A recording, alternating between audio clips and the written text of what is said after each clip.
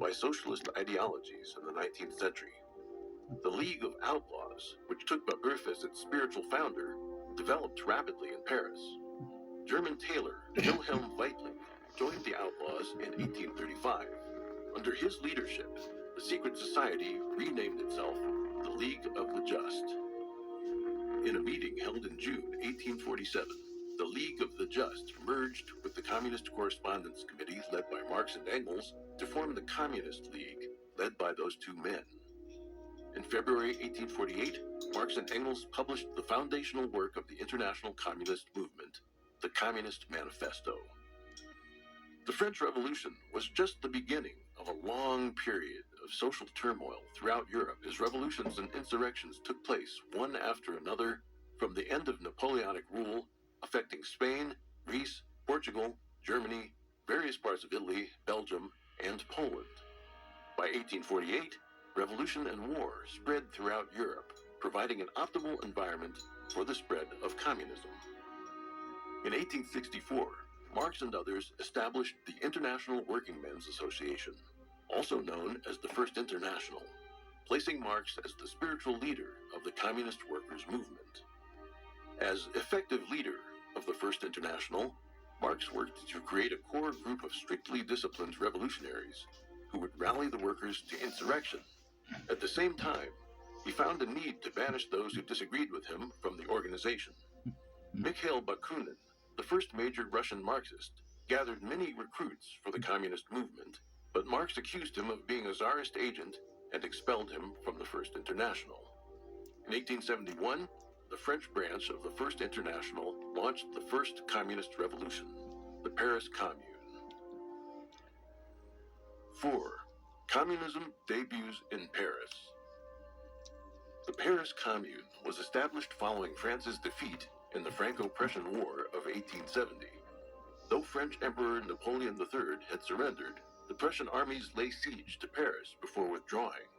The humiliation of surrender, combined with long-standing unrest among the French workers, led to a general uprising in Paris, and the newly established French Third Republic withdrew to Versailles, leaving a power vacuum in the capital. In March 1871, the Paris Commune began with the rebellion of armed mobs and bandits from the lowest rungs of society, led by socialists, communists, anarchists, and other activists.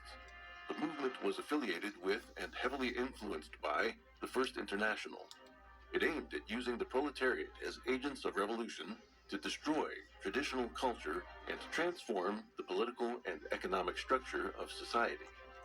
What followed was killing and destruction on a massive scale as the rebels laid waste to the exquisite relics, monuments, and art of Paris. One worker asked rhetorically, "What good does it do me for there to be monuments, operas, cafe concerts, where I have never set foot because I don't have the money?" A witness to the destruction said, "It is bitter, relentless, and cruel, and is, no doubt, a sad legacy of the bloody revolution of 1789. Another described the Commune as, quote, "a revolution of blood and violence, and the most criminal act the world has ever seen. Its participants were, quote, madmen, drunk with wine and blood, and its leaders, ruthless desperados, the college kids today." The struggle between tradition and anti-tradition had begun in the French Revolution and continued to play out 8 decades later. The honorary chairman of the Paris Commune said, quote, "Two principles share France, that of legitimacy and that of popular sovereignty. The principle of popular sovereignty rallies all men of the future, the masses who, tired of being exploited, seek to smash the framework that suffocates them." The extremism of the Commune originated in part from the hate-filled ideas of Henri de Saint-Simon, a utopian socialist who considered the welfare of a country proportionate to its number of workers. He advocated the death of the rich, whom he believed to be parasites. In The Civil War in France, Marx described the Commune as a communist state. Quote, "The direct antithesis to the empire was the Commune, the cry of social republic, with which the February Revolution was ushered in by the Paris proletariat, did but express a vague aspiration after a republic that was not only to supersede the monarchical form of class rule, but class rule itself. The commune was the positive form of that republic. Additionally, he wrote, quote, "The commune intended to abolish that class property which makes the labor of the many the wealth of the few." The Paris Commune pioneered the characteristics of communist revolution. The Vendôme column commemorating Napoleon was Look destroyed. familiar? Churches were 2020? looted, clergy slaughtered, and religious teachings banned from schools. The rebels dressed the statues of saints in modern clothing and affixed smoking pipes to their mouths.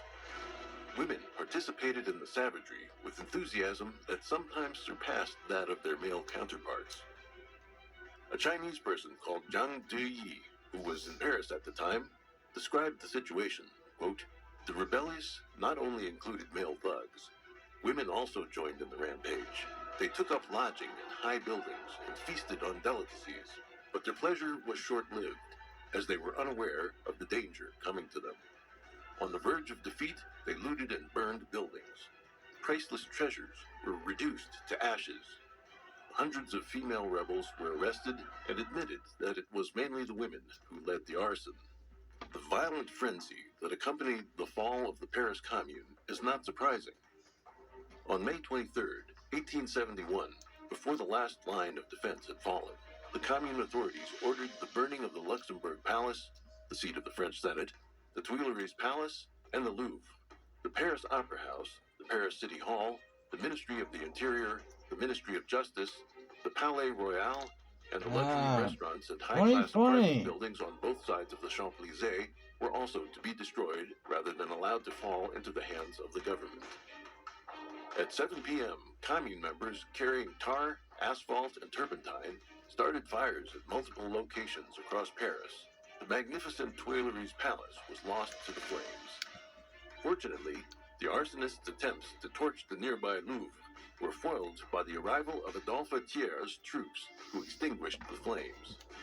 Marx quickly readjusted his theory in the wake of the Paris Commune.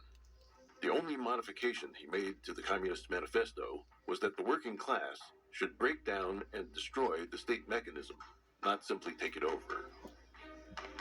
5. First Europe, then the world. Marx's updated manifesto made communism even more destructive in nature and widespread in influence. On July 14, 1889, 6 years after Marx's death, 13 years after the dissolution of the First International, and 100 years after the French Revolution, the International Workers' Congress was revived. Marxists rallied again in what historians refer to as the Second International. Guided by communism and voicing slogans like "Liberate Humanity" and "Abolish Social Classes," the European workers' movement established itself rapidly.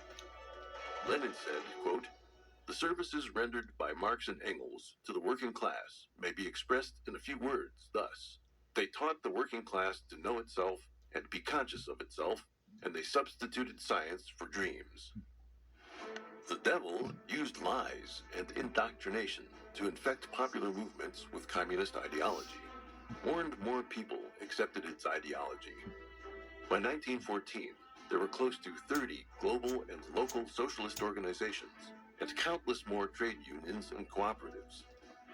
At the outbreak of World War I, there were more than 10 million union members and more than 7 million cooperative members. In How to Change the World, Reflections on Marx and Marxism, historian Eric Hobsbawm wrote, quote, "In these European countries, virtually all social problems, whether or not politically motivated like the socialist movement or labor movement, are visibly influenced by Marx." At the same time, communism began to spread to Russia and the East via Europe.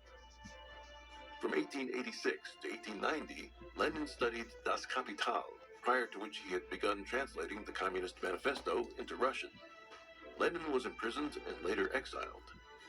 At the start of World War I, he was living in Western Europe. World War I led to the triumph of communism in Russia. At the time of the 1917 revolution that toppled Tsar Nicholas II, Lenin was in Switzerland. Half a year later, he was back in Russia and seized power in the October Revolution. Russia was a nation with ancient traditions, a vast population, and abundant natural resources. The establishment of the Soviet regime on the territory of the world's largest country was a huge boon for the world communist movement. Just as World War I assisted the rise of the Russian communists, World War II prompted the communist movement to proliferate across Eurasia and swallow up China. Stalin said, quote, "This war is not as in the past. Whoever occupies a territory also imposes on it his own social system." After World War II, the Soviet Union became a superpower armed with nuclear weapons, and it manipulated world affairs to promote communism throughout the world. Winston Churchill said, quote, "A shadow has fallen upon the scenes so lately lighted by the Allied victory. Nobody knows what Soviet Russia and its Communist International Organization intends to do in the immediate future, or what are the limits, if any, to their expansive and proselytizing tendencies." During the Cold War, the free world engaged in a fierce confrontation with the communist camp that spread across 4 continents. Like a Taoist Taiji symbol, one half was cold communism, and the other was hot communism. The nations of the free world, democratic in form, slowly turned socialist in essence.